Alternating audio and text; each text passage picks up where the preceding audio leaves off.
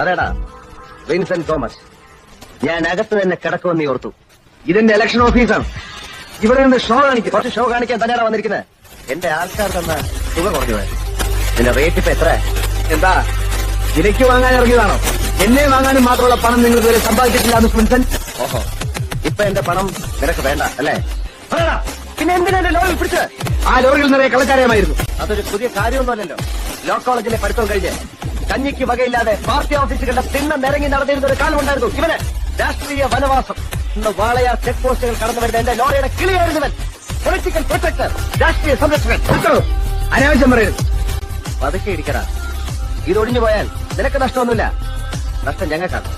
ഈ മേശയും പുറത്തു വെച്ചിരിക്കുന്ന ബോർഡും നീട്ടിരിക്കുന്ന ഷർട്ടും നീയെല്ലാം കഴിക്കുന്ന ആഹാരം പോലും ഞങ്ങളുടെ പണമാണ്.